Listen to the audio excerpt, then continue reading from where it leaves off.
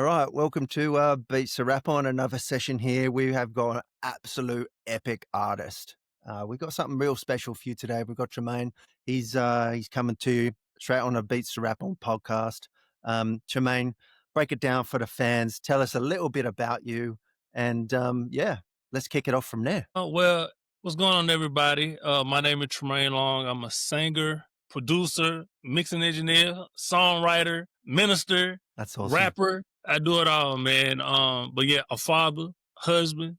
Yeah, man, I'm all those things, man. So yeah, that's a little bit about me from this what I do, you know. Yeah. So I would love to know how this all started for you, right? So take us all the way back.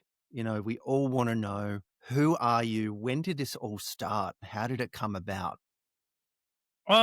so it started like the love for music started as a kid, like, you know, growing up in church, um, growing up in the neighborhood, the city that I grew up in Atlanta, Georgia, listen to all types of music, listen to hip hop, R&B, stuff like that, listen to gospel, listen to pop. And I just fell in love with it. You know, I really fell in love with it in around 14. It's before I actually started recording. But at 14, I told my friends, I said, you know what? I feel like we can create our own music because we will always rap and do stuff in the neighborhood, but we were just kids, you know. And so 17, when I turned 17, that's when one of my friends I've been knowing since I was 11 introduced me to FL Studios, Fruit Loops 3 at the time.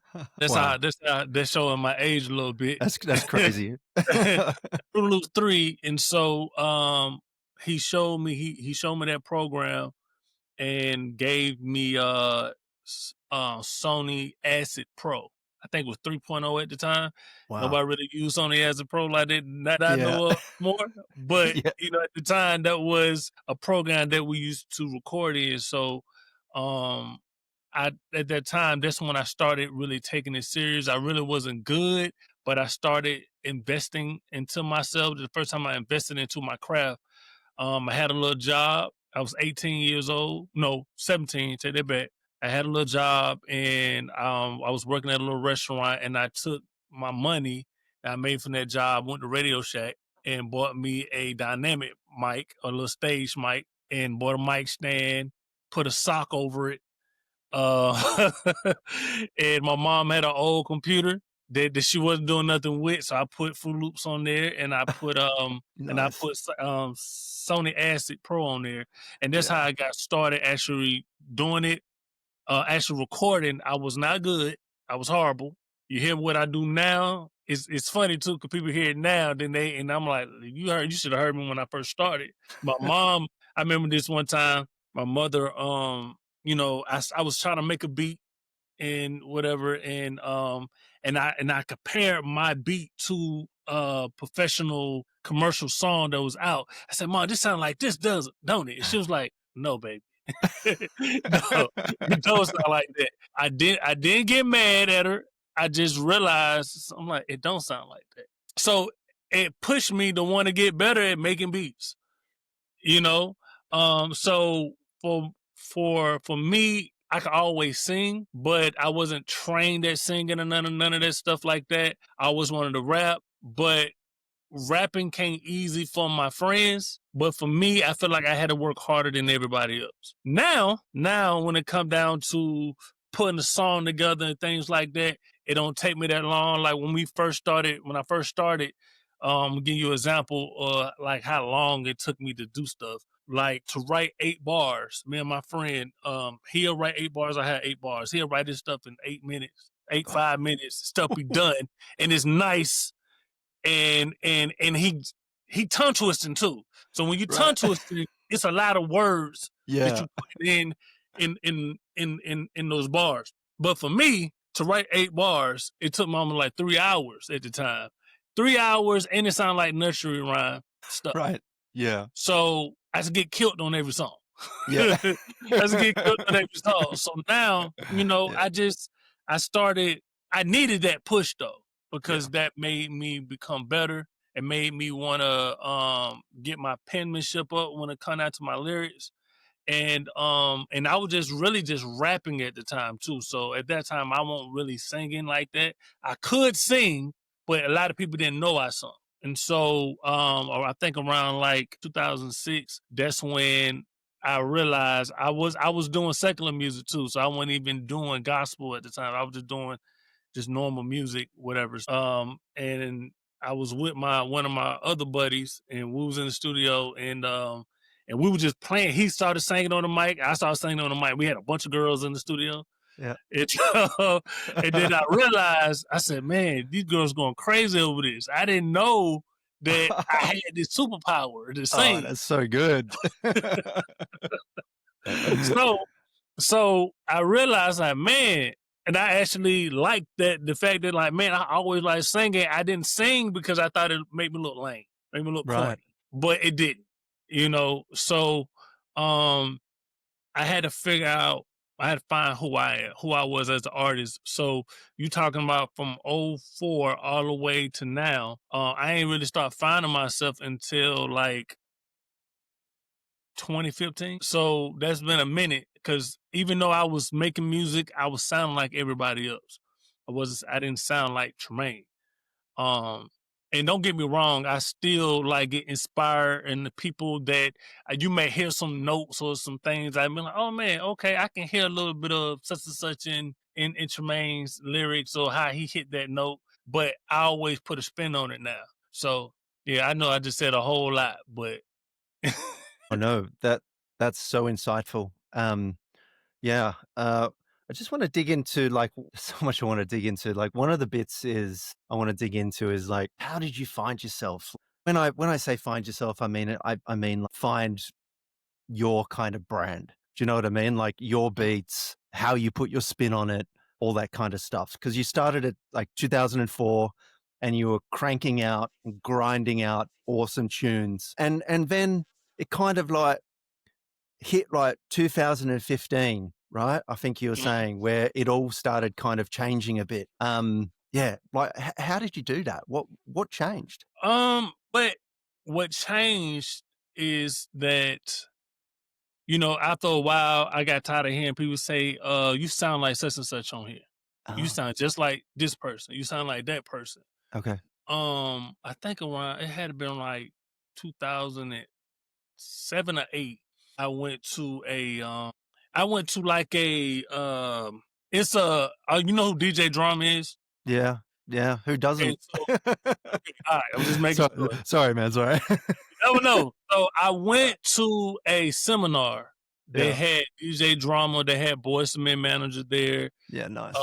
They had radio personality Tasha Love there. All these different people that was at this. There was a panel, and it was, at the time, it was a real popular song that they used to play on the radio called "Party Like a Rock Star." Oh, Party like a rock, yeah. Yeah. party like a rock star. So That was they, huge. Yeah. yeah, Yeah. real Yeah. big song. Real big song. Yeah. So it was this uh group that was there, and they played their song Yeah. to them and let everybody hear it. And so Boyz II Men manager told them, like, y'all stole their whole song, because their song was the same thing, like basically the same thing, a little bit different, but it's basically the Yeah. same thing. Basically the same So thing. Yeah. he gave some advice to them, really to everybody that was in there.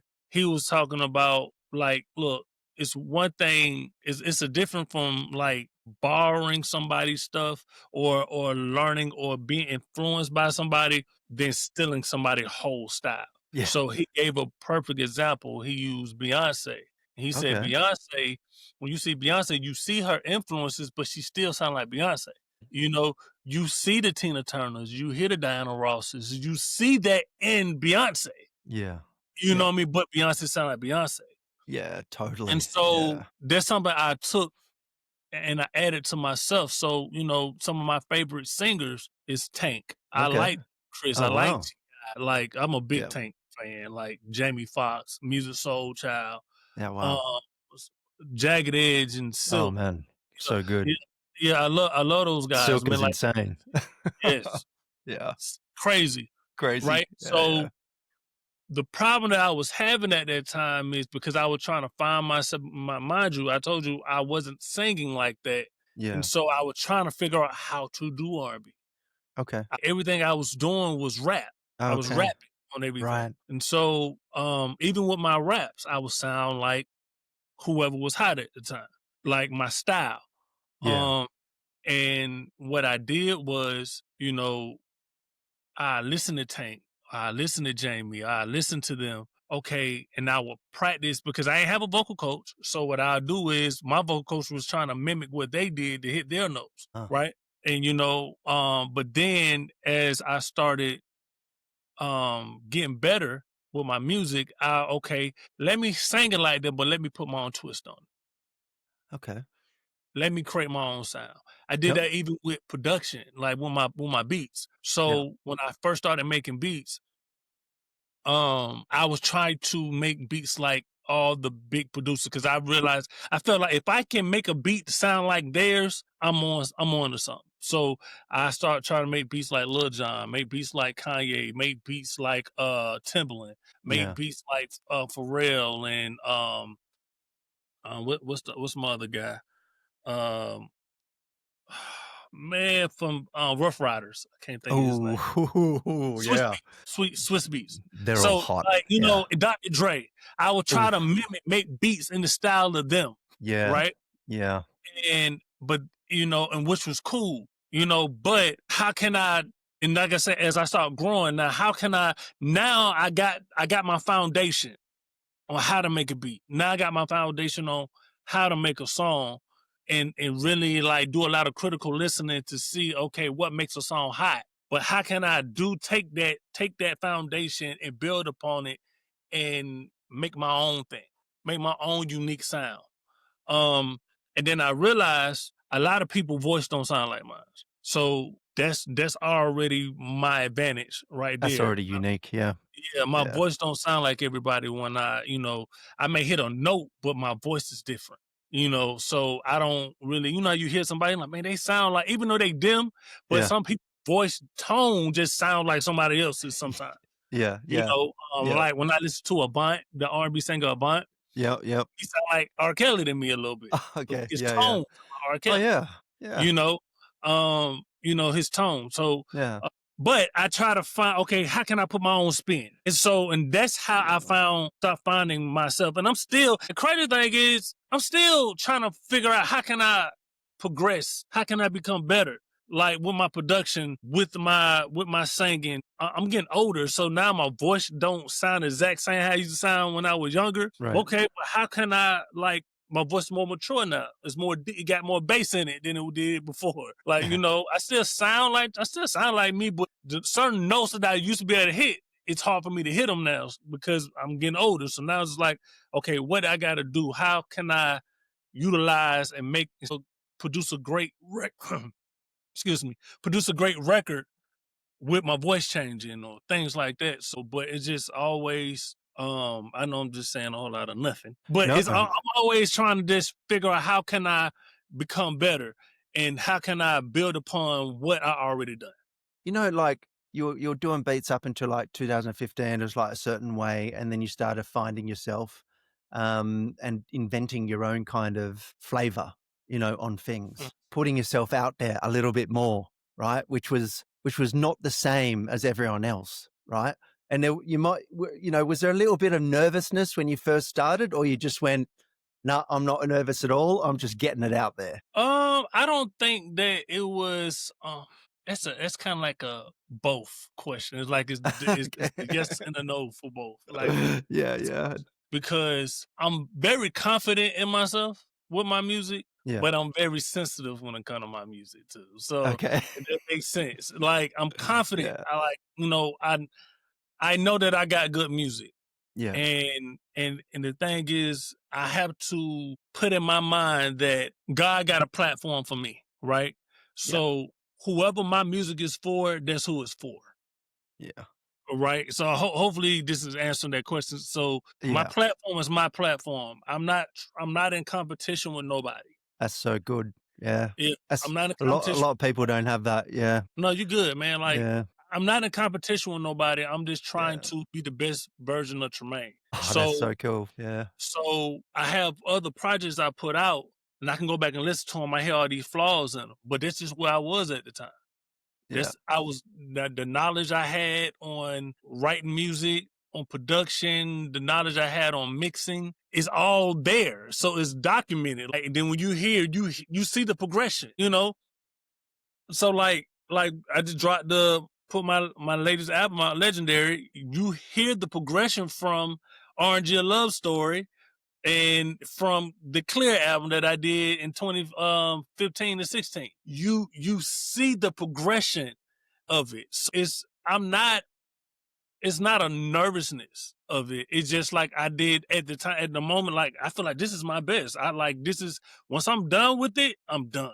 Okay. I'm putting it out there. God is on you. Like, you know what I'm saying? And I give my all, but I know that I'm growing. The Legendary is not my best work. It's the best at the time, but it's not my best work because I'm always creating. Like soon as I get done with that and I start making some new stuff, I'm like, dang, I done learned some new techniques. Hey, I wish I would have known how to do this when I did that project, when I did that album. Like, you know, um, so hopefully that answers your question. Yeah, that's good. Like, and it's a shout out to all the new artists, you know, and creators and producers. It's like, don't be worried, right? Back yourself, like Tremaine's saying, get it out there, you know, just get it out there, get some feedback, and just keep going. Just like Tremaine. So let's pivot a bit now. You know what? I'd love it if you could share. I want to talk about production, right? Like you're going into the beats, making the beats. Like, does it kind of come in your mind? Like, are you in the shower or something, and something starts tapping, and then you race into your studio, or like, run us through that. I'm gonna start off by saying one thing that I have done and I do all the time when I pray. I ask God for unlimited creativity. God, give me unlimited creativity. So, you know, and it's not even just with music, it's with anything. God, I see the creativity and stuff to be able to take something and be able, Amen. like, I can do this with that, do that with this. Yep. Um, but you know, so I want to start it there with that, right? But when I make beats or make music in general, um, it comes in all the creativity come in all different ways. Sometimes it can come like you said. I could be at work or be somewhere and a beat just be in my head like, man. So I get my phone and get the thing and just start. I record myself with whatever I had in my head, so I won't forget the idea. Or I just like, man, I need to get in the studio, and I just come in here and okay, or I try to play some chords, or I find a sample, or sometimes I may hear a song that's hot that I like, and I'm like, man, this song is inspiring me. I wonder how they got these synthesizers to sound like that. Like, let me see if I can make something similar to that and put my own spin on it. Like, you know what I mean? So, and that's what I do, man. It's just like it can come in all different ways. Like, you know, then or I make collab with people, you know, and just and have one of my best friend that Salvatore Parigio, that's his name. That's his stage name, whatever. He the one Shout that out taught to me him. how to make beats. Like, so You're he the right. one that taught me he gave me my foundation on how to use FL Studio. So a lot of Yeah. times now, like if I do make a beat with him, we just go back and forth. He'll start it off with something, then I come back and add something. Then he added an instrument. We just go back and forth, and we just make a 5 beat like that. And so it's so many ways to create. It's so many ways. Now you got AI. Yeah. Yeah. You got AI, Tell us right? about how that's in influenced you and creating music. So I love Suno. Suno is a beast. Suno is Suno, like hot. yeah, Suno is a beast, right? Yeah. You know, Yeah. I can make beats without Suno, but the reason why I like Suno, especially Suno Studio, is that like it just helps speed up my workflow, right? So I can produce more. Like I can have an idea. Let's say I'm in here and I create something and it's just like a little loop or something. And like I like this. I'm gonna see what Suno can do with it. And I put it in Suno, let Suno build around it. And okay, all right, cool. Oh, that's dope. All right, now I can take some of them stems, take it, put it back in my session, chop it up, do some different stuff to it, put some effects on them. It just speeds up my workflow a lot, and especially from the standpoint of somebody like I still work a full-time job. So I work corporate America. Right. You know what I'm saying? Like I say, I'm a minister, I'm a husband, I'm a Yeah. father. Yeah. And I'm a producer, engineer, but also I'm an artist myself, Yeah. right? So I need to be able to create and be able to do it, because sometimes I be in the studio and then wife be like, you been out here for a minute. So now I already work fast, but I just like, how can I be more efficient? Coming Yeah. from, I used to work for FedEx years ago, right? Yeah. Yeah. Everything is, efficient. Like, how can we get this done? How can we get this production out of these people Yeah. in a short period of time, but still get Yeah. right? And so, Yeah. and that's what I kind of see with AI is for. It's a tool. It's a tool now. And this next generation of producers, they not going to be like us. They probably won't even have these keyboards, man. They probably be doing everything. They be doing that, but like I said, I still feel like you need to learn the skill. You You need to gotta have the understand basics. how to put Yeah. a beat together. You need to know how the different time signatures, and you need to understand some of this stuff, man. Like Suno is cool, but I can take stuff from Suno and make a beat and Yeah. flip it and do my own stuff. Some people Yeah. probably can't do that. Yeah. So, but yes, AI is a beast right now, but it's a good tool. It can hurt you if you rely on it too much. You know what I'm saying? But it's a dope tool. Oh, it's really interesting. Like, what are your favorite tools, and how could it, how do you think it could hurt you? What you talking about from AI? It's just you just get too reliant on it. Ah, yeah. You Yeah, get lazy. you get too reliant on it. Like you just Yeah. relying on AI too much. Like Yeah. I love Grok, Okay. right? Yeah. And then Yeah. Yeah. sometimes it's almost like you in school Yeah. and you got to do a paper. So I can just take this information here, get AI the information, and it just spit out the whole paperwork for me. And Yeah. I go in to change some stuff up. You ain't really did the work, Mm. right? You know what I'm saying? That's one thing about school. School teach you about researching and stuff. It can be a hindrance. So because if you don't know how to do this stuff without it, That's a great and it's point. like something's Yeah. happening and they banned it, Yeah. then what? Like, you know what I'm saying? You still gotta be able to adapt and be able to produce whatever Yeah. you're trying to produce, not just music or anything without it. It's a tool. It's a tool. That's all I'm saying. Like, it's a dope thing. Yeah. It's real cool, but don't let it be a crutch to where you can't live without it. Like, and that's why I kind of feel bad for the next generation that's coming up. My boys, they coming up in it. They growing up with it. I didn't grow up with it. So just like I didn't, when most of my son already got cell phones. Like, you know what I mean? I didn't have a cell phone Me until neither. I was 18, and it wasn't a smartphone. It was a Yeah. crappy Nokia phone It was a that had Nokia. a stick on it. Like, but we had house phones. We had Yeah. landlines. With a cord. So, it's already tough now to not have my phone on me. So it's just like, where did they Yeah. take it? Are you gonna be able to function without it? And I can, but I just adapt. But yes, Yeah, it's really interesting, like what you're saying about the AI tools. Completely agree. I feel like you need like the foundation, the baseline, in order to use it to speed things up. Like you got to know what to do. And a lot of artists I'm talking to, yeah, they're saying the same thing, right? Like a lot of the younger ones, and that's a shout out for the younger artists. Don't rely on everything on AI. Make sure you get grounded in your craft. yeah. So listen, I mean, Tramaine, I just want to pivot now. So we talked a little bit about producing, we got great insight about you and how you're feeling and your creativity and all of that great stuff. And I want to kind of bring it up now to, some of the tunes that you may have previous released recently, some of the stuff you've got coming. Come on, tell us all about it. So all right. So right now, so I have So I have 3 projects that you can actually go listen to on Spotify and all this stuff, iTunes, Apple Okay. Music, or whatever. Uh-huh. So I have an album called Clear, right? I did in 2015, right? And at this time, I was just going by Tramaine. And then I end up, and it's the reason why I went from Tramaine to Tramaine Long. Just going with my whole government. That is a dope project, but like I said, you will see the progression. The stuff was cool for what it was at the time, but you see the progression. Then 2020, literally February 14th. So I put out Orange Year Love Story on Valentine's Day of 2020, and That's cool.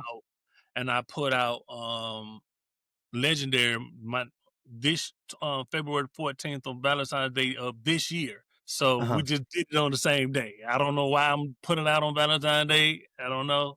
Just did it. But that was a cool album. So that's out.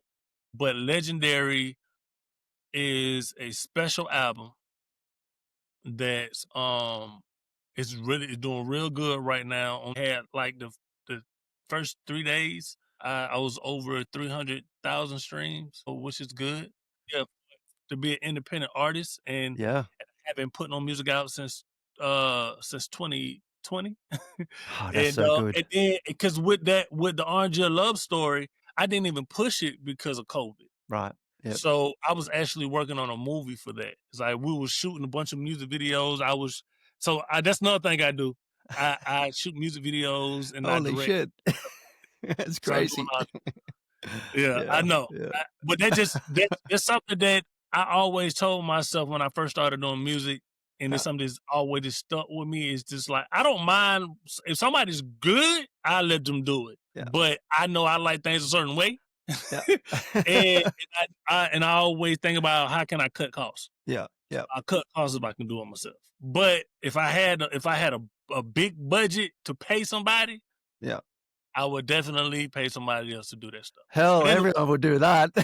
Absolutely. Yeah, yeah, especially because somebody can do it better than me, man. Do it, Yeah. but I know I'd rather to do it myself. Yeah. Sometimes and be mad at myself that I screwed it up. Yeah. Than to have somebody else do something because I done tried that and people really didn't make my videos come out and look the way I wanted to look. Yeah. So, Yeah. but anyways, I'm sorry.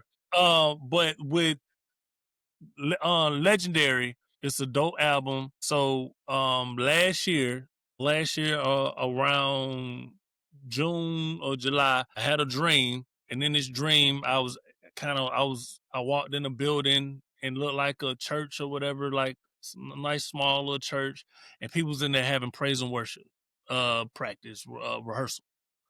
And I just got in with them and started singing, started leading some of the songs, right? That's cool. So, and this in the dream. So, and a lady came, and as I was worshiping or whatever, she came and put her hand over my head, and she stopped praying over me, and then she spoke into my ear, and she said, "It's time for you to be legendary." That's And divine right there. That is divine. Yeah. Yeah. So, and she said it again, and then I woke up. So I asked God, I said, God, what That's so cool. was this dream? What are you trying to tell me? And he told me, he said, it's time for you to be legendary. He said, I've been hiding you. Now it's time for you to be seen. Boom. Yeah. Right? Nice. So I ended up doing on my birthday of 2023, I ended up doing this one, the song Legendary that's actually on that started the whole album called Legendary. And basically that song is what the whole album is about. So when you think about Paul, you think about David, all these great men in the Bible, all these great people, not just men, but these great people in the Bible. Yeah. These people been dead for centuries. Yep. All right. Thousands or hundreds of thousands of years. We don't even know how. Yeah, that's right. Yeah. One of the things is God has said, he told me at this time, and he said the same way, because of their obedience, their name still reign in this earth. Through your obedience, your name will reign in this earth, and I will make you legendary. So when the Bible says that once you humble yourself under his mighty hand, he will exalt you. So I wasn't even trying to do no music. I actually, crazy thing is, I was working on an album called Mrs. Long for my wife, because we just got married, and I was working on an R&B album for her, right, to put out. You know what I mean? But I wasn't really pushing my stuff. I was just producing for other people. Yeah. And when I tell you, this been an amazing journey. On my birthday of last year, of September 2nd, or September 2nd of last year, I put out the first single from Legendary called Be Holy. Be And holy. it was just a song talking about being holy. God is talking to his children about being holy. Yeah. Be holy like me. Be like me. All Yeah. right. Set yourself apart. And so one of the things is about this song, I didn't like at first it seemed like people weren't biting on it. It was like, well, I guess the song good, but nobody don't want to be holy. Like, but then it started just taking on a life on its own. Like, Oh, I that's awesome. started getting a lot of people that are somebodies in the industry. After my little videos and stuff like that I was putting out, people been like hitting me up in my inbox. People that's doing certain things like, hey man, I see what you're doing. I like them. Like, okay, you for what radio station? You do this, you do that.